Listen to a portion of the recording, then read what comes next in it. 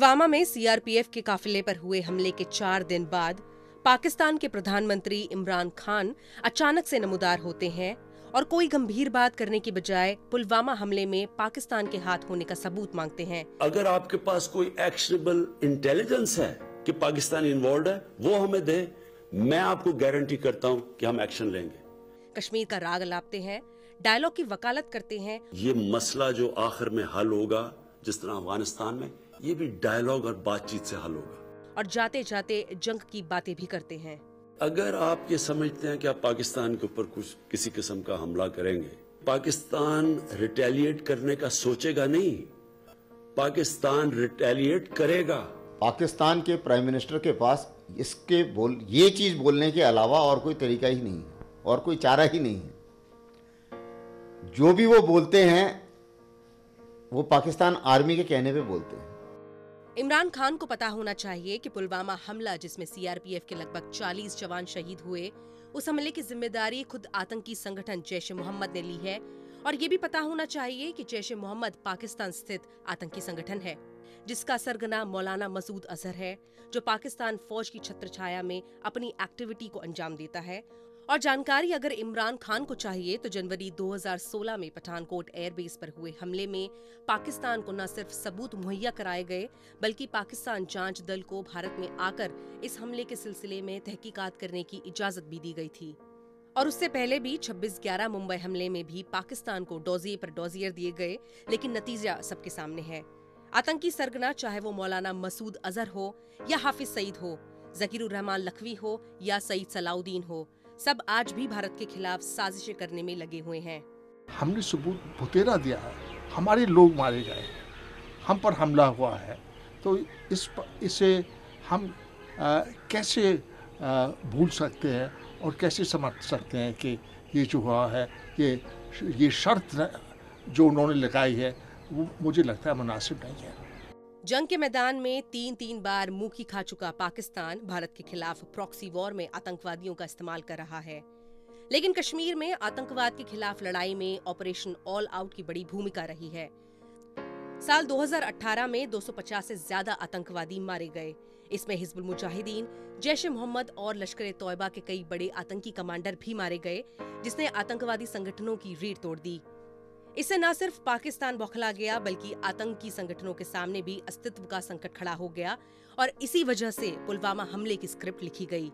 ये हरकत मिलिटेंट्स ने इसलिए की है क्योंकि वो बौखला गए हैं। हमने जो ऑल आउट ऑपरेशन किया है, आप देख रहे होंगे पिछले कितने महीनों से हर दिन 4 से 5 ये मिलिटेंट मारे जा रहे हैं। तो उनको अभी एक बौखलाहट हो गई हुई है। पूरे जो कश्मीर के इलाके में से इकट्ठे होके वो साउथ कश्मीर में आ गए हैं। जैसा कि हमने अतीत में भी देखा है कि पाकिस्तान भारत में हुए किसी भी आतंकी हमले से खुद को अलग करके दिखाता रहा है, और इस बार भी ऐसा ही रवैया पाकिस्तान की तरफ से देखने को मिल रहा है। पाकिस्तान का ये गैर जिम्मेदाराना रवैया तब है जब अंतर्राष्ट्रीय समुदाय ने इस हमले को लेकर पाकिस्तान को कटघरे में खड़ा किया है। चंद दिन पहले मकबूजा कश्मीर में पुलवामा में वाक़या हुआ और मैंने उसके ऊपर तभी रिस्पॉन्ड करना था क्योंकि पाकिस्तान के ऊपर इल्ज़ाम लगाया गया। लेकिन हमारा एक बहुत अहम विजिट थी क्राउन प्रिंस सऊदी अरेबिया की, इन्वेस्टमेंट कॉन्फ्रेंस थी जिसकी हम बहुत देर से तैयारी में थे। लिहाजा मैंने तब इसलिए फैसला किया जवाब ना देने का क्योंकि सारी अटेंशन उस कॉन्फ्रेंस से और उनकी विजिट से इसके ऊपर चली जानी थी। इसलिए जब क्राउन प्रिंस वापस गए, मैं आपके सामने जवाब दे रहा हूं और मैं हिंदुस्तान गवर्नमेंट के लिए जवाब दे रहा हूं। पहले तो आपने पाकिस्तान पर इल्जाम लगा दिया, ना कोई एविडेंस, ना कोई सोचा कि इसके अंदर पाकिस्तान का क्या फायदा है। अगर पाकिस्तान इतनी अहम कॉन्फ्रेंस कर रहा था और इतनी विजिट जो क्राउन प्रिंस की थी, जो हम इतनी देर से प्लान कर रहे थे, कोई अहमक भी इस तरह का वाकया करेगा अपनी कॉन्फ्रेंस को सैबोटाज करने के लिए। और अगर ये ना भी होती उनकी विजिट, पाकिस्तान को इससे क्या फायदा है? क्यों पाकिस्तान इस स्टेज के ऊपर, जब पाकिस्तान स्टेबिलिटी की तरफ जा रहा है, हमारे पास ہم نے 15 سال کی دہشت گردی کی جنگ جس میں 70,000 پاکستانی مارے گئے ہیں، ایک دہشت گردی نیچے جا رہی ہے، امن آ رہا ہے، سٹیبلٹی آ رہی ہے، ہم کیوں کوئی اس طرح کا، اس سے ہمیں فائدہ کیا ہے؟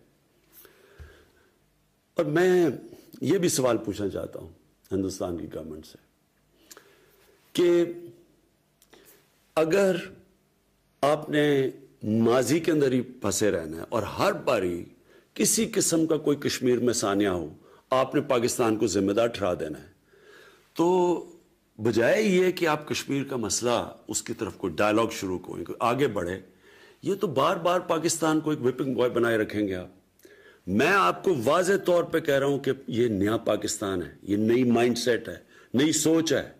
ہم یہ سمجھتے ہیں کہ ہمارے انٹرسٹ میں ہے کہ نہ ہماری زمین سے کوئی جا کے باہر دہشت گردی کرے اور نہ باہر سے آگے کوئی پاکستان میں دہشت گردی کرے، ہم سٹیبلٹی چاہتے ہیں۔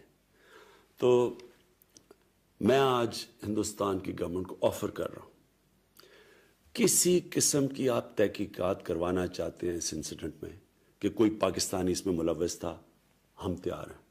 اگر آپ کے پاس کوئی ایکشنبل انٹیلیجنس ہے کہ پاکستانی انوالوڈ ہے، وہ ہمیں دیں، میں آپ کو گارنٹی کرتا ہوں کہ ہم ایکشن لیں گے۔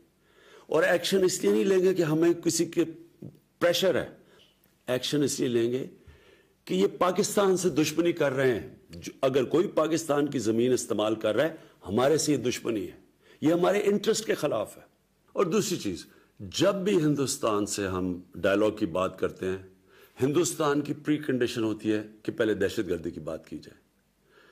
میں آپ کو یہ کہتا ہوں کہ ہم دہشت گردی کی بھی بات کرنے کے لیے تیار ہیں۔ دہشت گردی ایک سارے خطے کا ایشو ہے اور ہم بالکل تیار ہیں، کیونکہ ہم چاہتے ہیں کہ اس خطے میں دہشت گردی ختم ہو۔ پاکستان وہ ملک ہے جس سب سے زیادہ دہشت گردی سے نقصان ہوا ہے، 70,000 پاکستانی مارے گئے ہیں دہشت گردی میں، ہمارا 100 ارب ڈالر سے زیادہ نقصان ہوا ہے دہشت گردی سے، لہٰذا ہم تیار ہیں آپ سے بات کرنے کے لیے۔ لیکن میں آپ سے آخر میں 2 چیزیں کہنا چاہتا ہوں۔ دیکھیں، ہندوستان میں ایک نئی سوچ آنی چاہیے، ایک انٹروسپیکشن آنی چاہیے کہ کیا وجہ ہے کشمیر کے نوجوان اس انتہا پہ پہنچ چکے ہیں جو وہ موت کا ان کا خوف ہی اتر گیا ہے۔ کوئی تو وجہ ہوگی۔ کیا آپ سمجھتے ہیں کہ یہ ون ڈائمینشنل آپریشن، ظلم کرنا، ملٹری کے ذریعے مسئلہ حل کرنا، کیا یہ اگر آج تک کامیاب نہیں ہو تو آگے کامیاب ہو جائے گا؟ اگر آج افغانستان کے اندر 17 سال کے بعد ساری دنیا یہ تسلیم کر بیٹھی ہے کہ ملٹری سلوشن نہیں ہے اور بات چیت سے، ڈائلاگ سے مسئلہ حل ہوگا، کیا ہندوستان میں اس کے اوپر ڈسکشن نہیں ہونی چاہیے؟ اور دوسری چیز، ہم ہندوستان میں سن رہے ہیں، آوازیں سن رہے ہیں، میڈیا پہ سن رہے ہیں، پولیٹیشنز کی آوازیں آ رہی ہیں کہ پاکستان کو سبق سکھانا چاہیے، پاکستان کے اوپر بدلہ لینا چاہیے، اسٹرائک کرنی چاہیے۔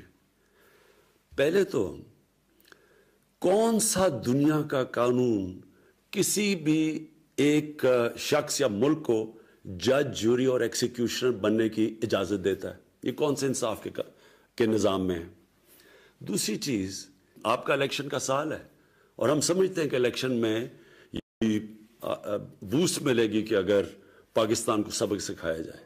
اگر آپ یہ سمجھتے ہیں کہ آپ پاکستان کے اوپر کچھ کسی قسم کا حملہ کریں گے، پاکستان ریٹیلیٹ کرنے کا سوچے گا نہیں، پاکستان ریٹیلیٹ کرے گا۔ پاکستان کوئی اور دوسرا راستہ نہیں ہوگا ریٹیلیٹ کرنے کے بغیر، جواب دینے کے بغیر۔ اور اس کے بعد بات کدھر جاتی ہے؟ ہم سب جانتے ہیں کہ جنگ شروع کرنا آسان ہے، شروع کرنا تو جنگ انسان کے ہاتھ میں ہوتی ہے، لیکن جنگ ختم کرنا انسان کے ہاتھ میں نہیں ہوتی۔ یہ کدھر جائے گی بات اللہ بہتر جانتا ہے۔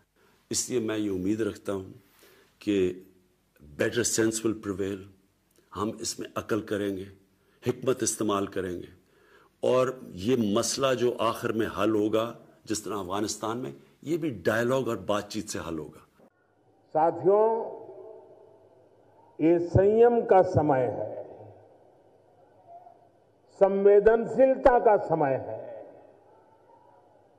ये शोक का समय है, लेकिन हर परिवार को मैं ये भरोसा देता हूं कि उनके परिवारों ने जो स्वजन खोया है, आपकी आंखों में जो आंसू है, उन आंसू का पूरा पूरा जवाब लिया जाएगा। भारत नई रीति और नई नीति का देश है। ये अब दुनिया भी अनुभव करेगी।